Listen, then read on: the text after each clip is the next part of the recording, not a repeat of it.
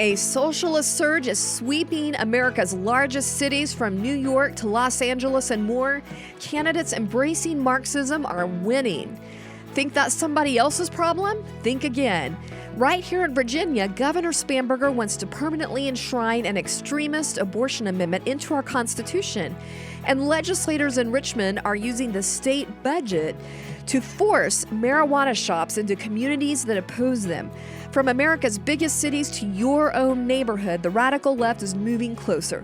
But take heart, as we celebrate America's 250th anniversary, there is still hope, and that hope starts with you. From the Family Foundation, I'm your host, Candi Cushman, with our president, Victoria Cobb.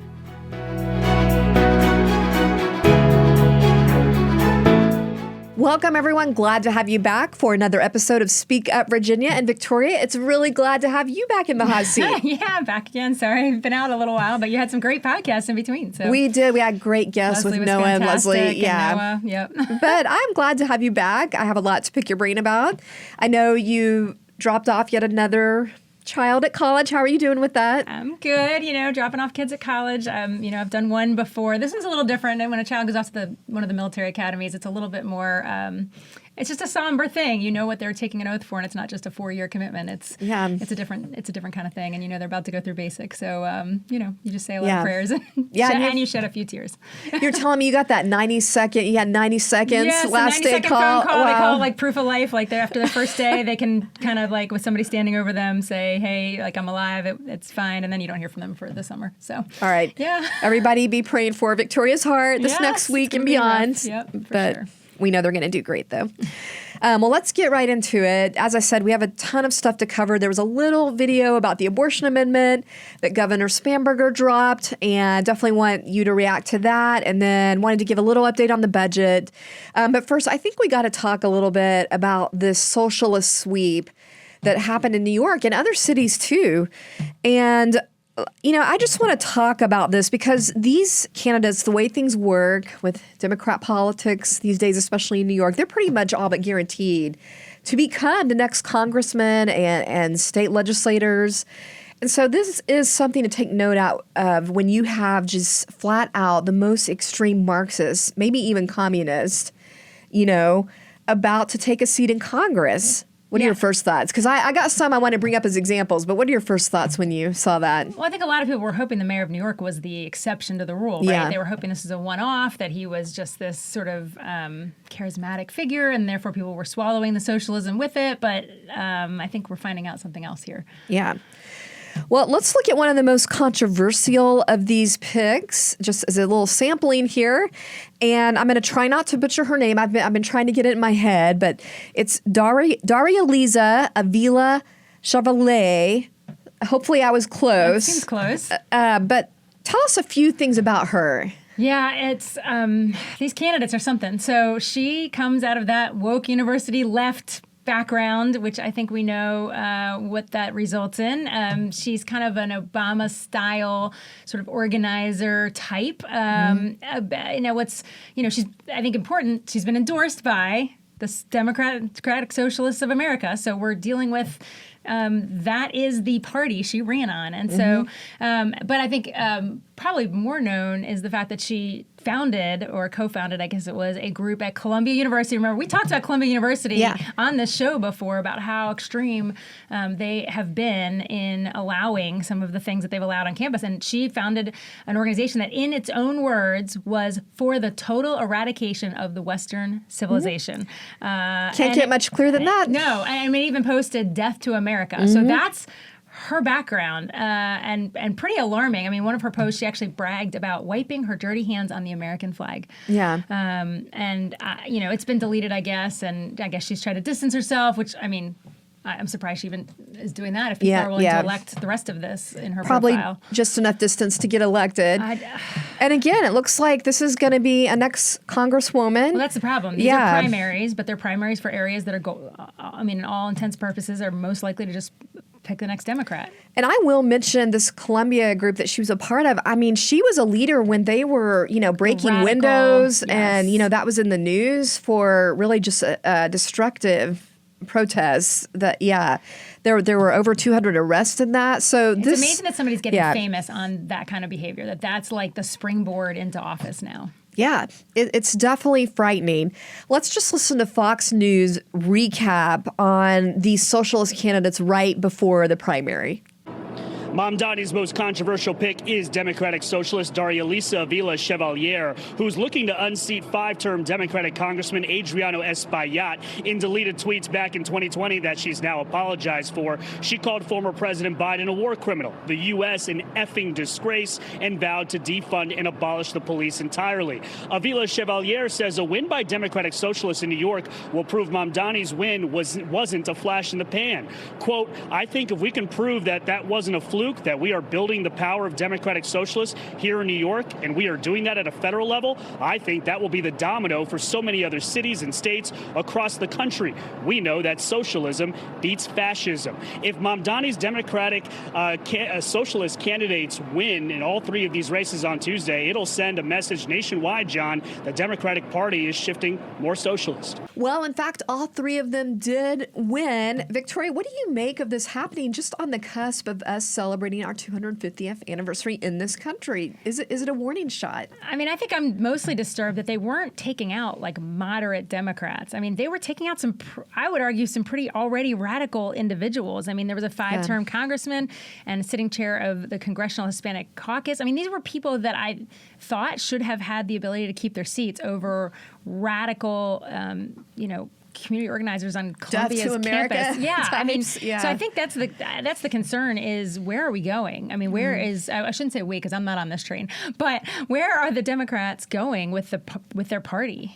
Yeah, it's really is a concern for Democrats because this may work like in a New York or a Los Angeles, but when you look at the broader country, are they going to lose a lot of these more middle-class, blue-collar type Democrats that just want more normalcy, and like just to have bread on the table? I'd like to think this cannot be sustained in most places in America, but I get more concerned when it's not a one-off. Like I said, if it's not just the mayor, if it's now, I get more concerned. This is kind of creeping into the base of that party, and honestly, you see reactions. I mean, I was thinking about Senator Fetterman and his reaction. I mean, there's a Democrat who definitely is a Democrat, but he's basically saying my party is like running away in the other direction, and he's struggling to find where he's at. So there's got to be other people that are trying to figure this out. Like, where do I fit now if this is what represents our party? Yeah, and maybe and Van Jones, but it seems like it's more the kind of more independent type of Democrats that. Oh yeah. The other ones seem to be at least in public going along with it. And I do wonder if that's going to cause a problem for them. But let's just look briefly at another one of the winners. I'm going to try again with this name. They're kind of new in the public sphere, so hopefully I'll get their names as they get more out there. But it's Aber Kawaz. Hopefully I pronounced that right. The Democrat nominee for a state Senate seat in New York. And we're showing some images here on the screen. One where she appears to be waving around a Hamas headband. So that kind of tells you where she's at. And then there's been a clip that went viral recently where she's also blaming 9/11 pretty directly. The way she put it, she called it a, quote, manifestation of America's capitalism, racism. She just listed all of America's supposed sins for why that happened. I'm trying to imagine being a family that felt personal loss in 9/11 and listening to somebody basically say we deserved that somehow. I mean, there are real people that died, and I get that these new candidates are younger and maybe, don't remember that as well. But the insensitivity and the idea that somehow we deserve that kind of terrorism on our country, it's concerning to me because we have people who really do think the end justifies the mean, that these kind of acts of horror are somehow something that you can justify. I mean, obviously if she's holding a Hamas band, that's an interesting point because, we know that a lot of Jewish community is in New York. A lot of them are more leftist Democrat, and yet they elect these people with a lot of what was driving them clearly. It wasn't affordability. It was anti-Semitism. I mean, they were pretty clear about anti-America, anti-Israel. That was driving it. So I did wonder, Victoria, if this is also a Gen Z problem. because we saw that a lot of these candidates are younger. There's some polls I saw where there are a significant percentage of Gen Z that actually chooses to, buy into the socialism mantra. Well, I think we stopped teaching history. I think that's a big part of it. I mean, if we don't teach the ideals of this nation, what has made it be so successful in so many ways over these generations, if that's not being taught, if the bad about socialism isn't being taught, I do think it's logical that the younger generations are going to be more willing to grab onto something that is so horrible and evil and be unable to decipher what is good and wrong, right and wrong. And I do think that's been a huge failure with our education system, with us passing along those civic virtues. And, also a lot of people were talking about what happened in New York and other cities. They're pointing to open borders, a lot of immigration from countries that don't share our values on free speech and religious freedom. But I think you got to couple that with the combined problem of not passing along the values that our founding freedoms were willing to, our founding fathers were willing to die for, that we're not educating not only newcomers to this country, but our own children on what self-government looks like when it's based on intrinsic value from our creator. We're failing to pass that on. Yeah, if we don't teach the basics and they then go off to university and we know what's being taught at the university level, which, and what's being allowed, right? These organizing hate events. If that's what we're going to do, then we're going to get these kind of candidates that ultimately end up getting elected by people that are just woefully naive. There's always that joke about the age group that's sort of, we're pro-socialism, and they're holding their Starbucks coffee and their Mac, and they don't understand what capitalism has brought them. They don't understand what socialism actually would do, what it would actually look like. So it's actually, sometimes we can laugh about it, except it's not very laughable. In fact, one of our team members has had on one of their old cars for forever. This is one of our older staff members. Been around for 20 years with our organization, and literally has a socialism isn't cool or whatever bumper sticker. And for the longest time, it was like, who thinks it's cool? Now I get why that bumper sticker has been sitting on that car, because we do have to kind of remind people, this is not where we want to go. Well, and it's sad because that vibe of being cool, look at these countries, we've said this before, where you see how it plays out. They make all these promises. One of these candidates was saying they're tired of the mess with the airports and we need to nationalize our airports. They have this idea that government can fix everything and that you just get a bigger government, you get more rules, and you give away more free stuff, and somehow it'll all work, except it doesn't. But they haven't studied it enough to know that doesn't work. Or they don't tell you what happens when it doesn't work. We'll make these promises, but we can't really back away from totalitarianism when your promises don't work. Correct. Right? Ultimately, you have to have control in order to deliver. That's the only way this works, is you end up having to control every facet, and that includes the economic status of all your citizens. You have to actually move wealth around. You have to, there's just no other way to make these promises work. And so people who think, I'll be able to get all this free stuff and it won't affect me, they're wrong. And that means how your child is educated. It's everything. Your health care. Control everything. Your land. So I don't. It's like, we have this idealized vibe, but they aren't looking at the reality over the ocean. So, yeah. Well, I do want to point out again, they say affordability, but it wasn't affordability driving this. It was a lot of the anti-Semitism. It was really quite overt. What should Virginia families of faith, why should they care about this trend? Well, I think it starts with our scriptural call to love our neighbor, and that's all of our neighbors, and to respect every individual. So when we see hate and racism, we should all, that should get anybody's back up that's a believer. Yeah. We should be on guard for that kind of evil against anybody, right? But we're seeing it, obviously, in open display here. And also, I just think, in particular, when it's anti-Semitism, and we know that our nation was founded on Judeo-Christian values, we share the same basic root values. I would just say that should be a big warning sign. They're not going to like Christians either. Yeah. And again, that quote, and then they came for me. Right. Yes. It's not going to stop with anti-Semitism. I think there's a fundamental desire to break down all that is Western civilization. And so that's the thing. When I think about people being elected to Congress that actually have been part or even led organizations that say they want to use violence to destroy America, what is their leadership going to look like? That's the scary part. We're actually starting to put these people at the national level. Yeah, I mean, I think it used to be these people existed. They were on the extremes. Yes, they were involved in politics. They were organizing community type things, but they weren't leading. They weren't in a position of trust, and now they are. And that, I think, is where we're going to start seeing a real problem. And I mean, it plays out at first in small scale, like in city, in New York City's, government. But it's when we're now electing these folks in larger numbers into higher offices, we're going to see the fallout from that. Yeah, because before Bernie Sanders couldn't get elected, they had to bring in Biden. Right. And so now it's like, well, okay, these people can get elected. Yeah. So, yeah, well, it doesn't just stop at the Hudson. One of their loudest rallying cries, of course, in addition to abolishing everything else, defund police, was abolish ICE. And we're seeing similar things here. Our own governor. Tell us about that. Well, I mean, I think, we saw that Governor Spanberger was one of the sort of first thing she did was to end cooperation with ICE on day one. That was kind of like, I'm going to get into office and I'm going to cut off our state, which was working, our state police and so forth were working very well with ICE. And has since restricted ICE on state property. So that's kind of like the next level of this. And it's, it's concerning to us because every day it feels like in the news there is a crime story, maybe here, maybe somewhere else, where someone who should have been deported is murdering or doing something terrible. And if we are not proactively enforcing against people who obviously have in their hearts to do wrong in this nation, not just to be here illegally, but to literally commit crimes, that's got to be the starting point.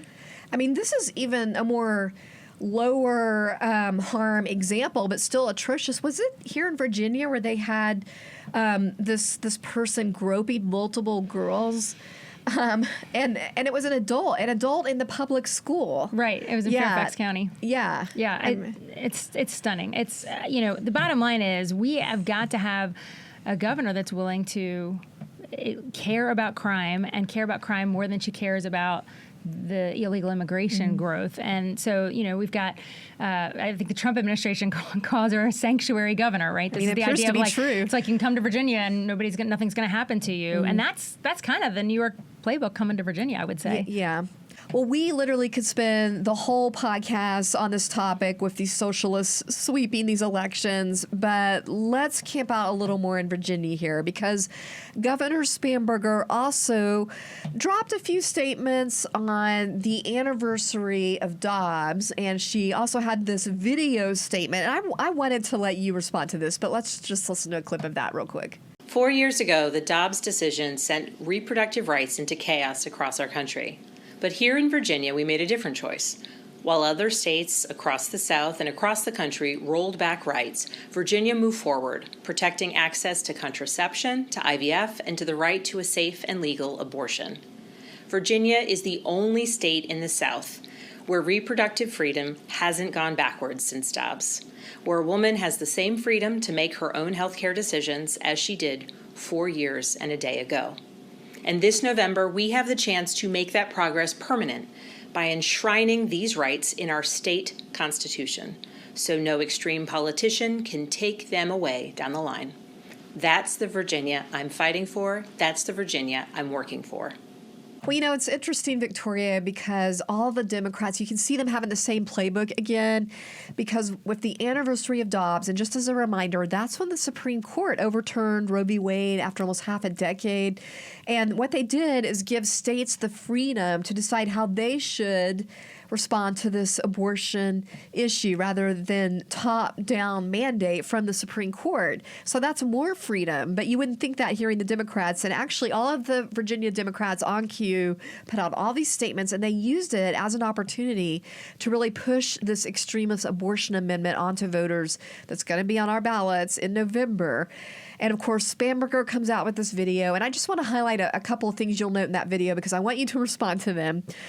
She says other states have rolled back rights, so, rather than the freedom, she's called it rolled back rights, while Virginia moved forward.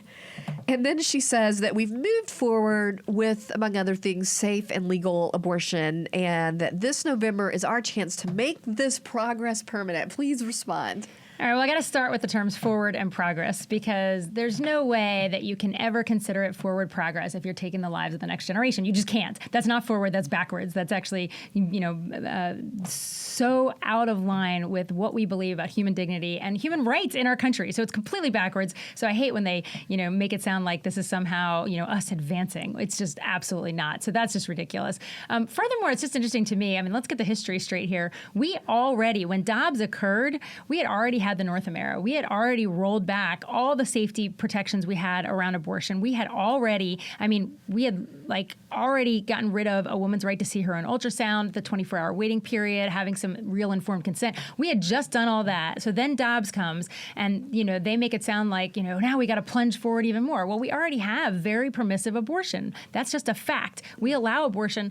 Technically now, we allow it through all 3 trimesters. It's just in the 3rd trimester, there's a little bit of restriction here. But we knew they were going to take this amendment and make it sound like all we're doing is, putting into the Constitution this post-Dobbs, we just have to make sure in this post-Dobbs era that we're locking in our rights. We're doing so much more than locking in our rights, and it's about so much more than just a legal right to abortion. It's about unsafe abortion. It is actually rolling backwards things that women, whether I'm pro-life or pro-choice, you would think that I would want safety around any procedure as a woman I would ever have. And so you would think even pro-choice women should know this isn't moving forward. This is going backwards when you roll off safety standards. When you remove parental consent, that's something that is in this amendment that she doesn't, you notice she didn't talk about that. Yeah. Like, they never bring that part out, that we're going to not have parental consent when this happens. And most of Virginia agrees with parental consent because they know if a young girl is facing an unplanned pregnancy, she needs the wisdom and guidance of her parents, and she needs that help in that moment. And that's a good thing. But, if you listen to Governor Spanberger, this is about, rights and progress and all these positive words. But the amendment is taking already permissive Virginia and making it unsafe and permissive. Well said. I have some opinions. Yeah, in a nutshell.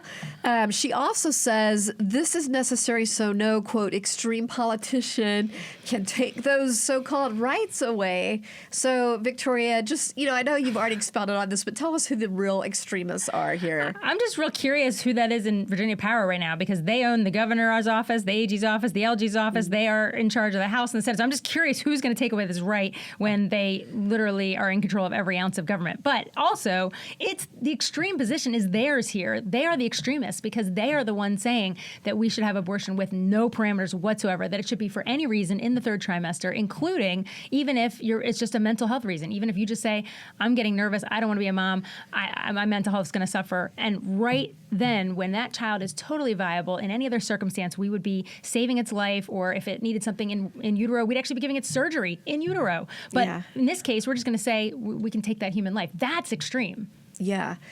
And, we have a great resource that really spells out exactly what this abortion amendment is doing, our redliner. It shows you the exact amendment and then shows you what the words really mean, because they can be kind of deceptive. But even if you're not looking at the red line part, you can just read the actual amendment. It's very clear that it's about shielding the abortionists, the for-profit abortion industry, big pharma. It is clear the protections are not around the women. Oh, and they keep throwing out these terms, and they throw them into the amendment. Like, this is about contraception. This is about miscarriage. There has not been a problem getting contraceptive in Virginia. There's not been a problem with anybody getting miscarriage care, but they throw these things in there as red herrings to try to get us all distracted from what they're actually doing. And I think people need to understand that. And Governor Spanberger certainly doesn't want to lay that out accurately for us. And to your point about that they have control of the government right now, but even when they didn't, this wasn't a problem. Right. I mean, even when they didn't, I'm sad to say Republicans still had the abortion state going on. At the lowest point in the last 20 years, we still had 17,000 plus abortions a year. We have absolutely not had anything but too much abortion in Virginia for decade upon decade upon decades, and now we're at 38,000 last year. Even 40 now. It's unbelievable. The numbers are astronomical. There is obviously a very permissive environment that we would like to change, but the point is we aren't in control. Yeah. So this idea that this is so important for Virginians to lock in their rights, it's a misnomer. Well, it's important that people see for themselves what this abortion amendment does. And again, a great resource for that is our redliner document. It not only shows people the amendment, but also the ballot question that they're going to see in November. So check that out at familyfoundation.org. Just click on that banner that says vote no on zero safety abortion.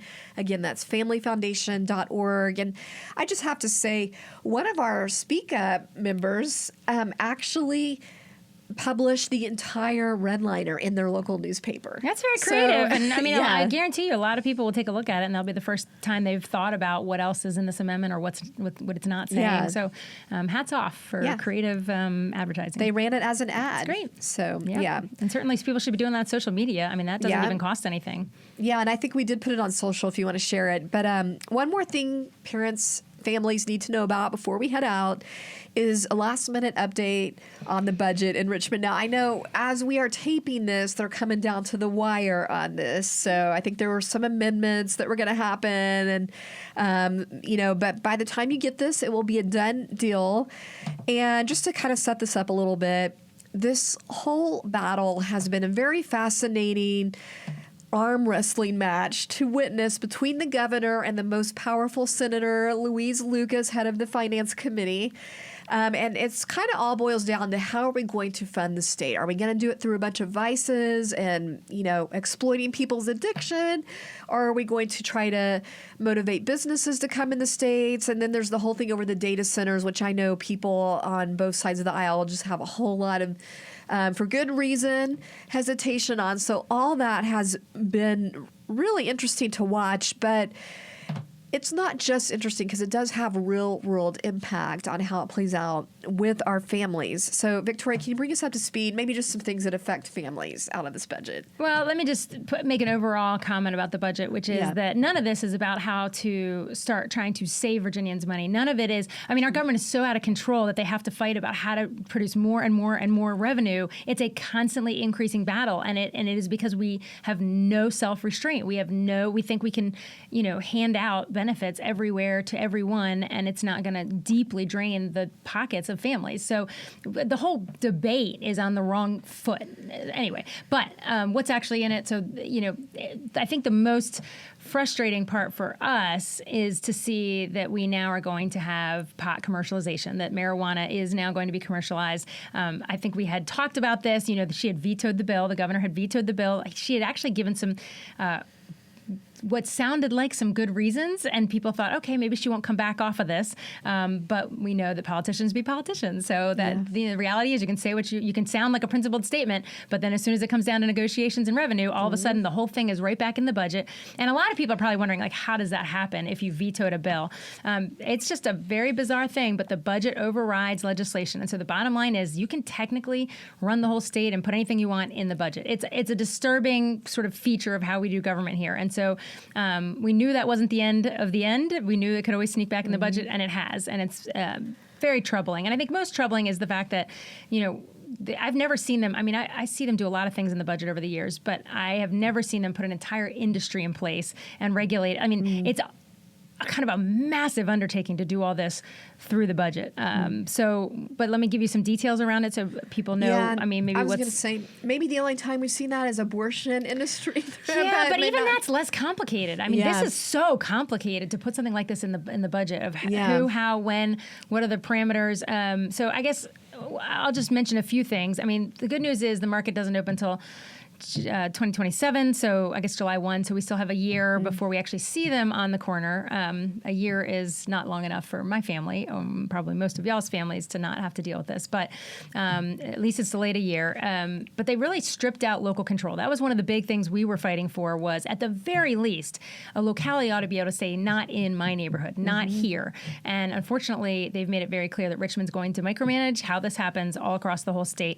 And they even made it so that you could have these within 1,000 feet of schools and churches and hospitals and all the things that you would like to believe you don't want to pot shop next to your high school. I mean, that's just, that seems kind of logical, but they can be pretty darn close to things where I would say kids are going to get easy access. Yeah, or advertise even less 500 feet away, right next to your kid's school. And what it does make me so mad, because not only, just to put this in perspective, not only have they taken away any ability for your neighborhood to say, we don't want that, to opt out of that, but then they are micromanaging how your county where these stores go. Like, they don't have a choice. They have to do what Richmond tells them. It has to be this amount of feet away, and I'm told the only thing at this point that our local cities can really control is business opening hours, and that's just so insulting to taxpayers that want to have family-friendly neighborhoods. It's just interesting what they want local control of and what they didn't. When they weren't in charge, they wanted localities to be able to be sanctuary cities for illegal aliens and all the things. And now all of a sudden they're in charge. Everything has to be done through Richmond. It just gets old. So I mean, I guess there's a few other things. I mean, people they need to know about. Data centers was at the heart of this. So the data center tax break stays in place, but in exchange, they put in a new electricity tax on data centers, which is capped at $600 million a year. But I mean, I got to say, I still think we're going to end up paying for that. I mean, ultimately, it's going to come out of the customer's pocket one way or the other. So, it is what it is. But well, I am concerned how much they sold their party this year on affordability. Yeah. And now we see this budget, and there's a sales tax increase. Oh, yeah. Among other things. I mean, there's a ton of stuff. I mean, I'm mostly...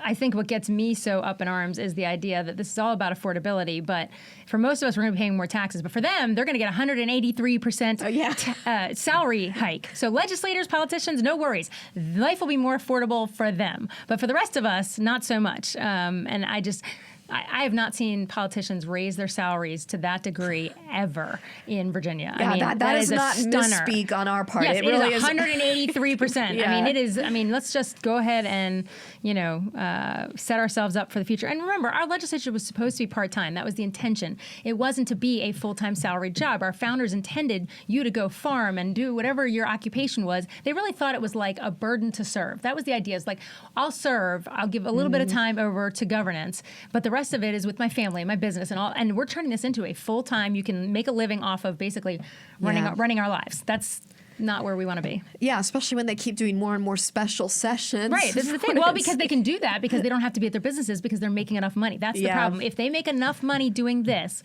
they don't have to go home. And guess what that means? We're going to start seeing them in town a whole lot more. Yeah. All right. Well, Victoria, I think now would be a good time to wrap up with some hope. It has been a little bit much, hasn't it? It's been a little much talking about Marxists marching forward in America and the budget here. What is people's hope at this moment? I just put this on you without, any warning here. So, well, I mean, I think there's a number of things. One, we serve a very big God, and he's capable of turning this whole state around. And I think he does it through people like us. So I think the hope is in us activating and being willing to talk about these things, share them with our neighbors, put the ad in the local newspaper, whatever it might be. If us doing our part, because I do think there's still rationality. There's still people who have to be questioning some of these things that maybe they are. Somebody who elected Governor Spanberger, but they do have to wonder, like, wait, you're getting a salary increase, but I'm paying more taxes. I mean, there have to be people that are having these questions. So let's have the conversations. I think that's the hope. And these things do turn around. I mean, not too long ago on the transgender issue, I think the feeling was if you spoke out against that, you were going to get fired. We have gone complete 180 on that. Yeah.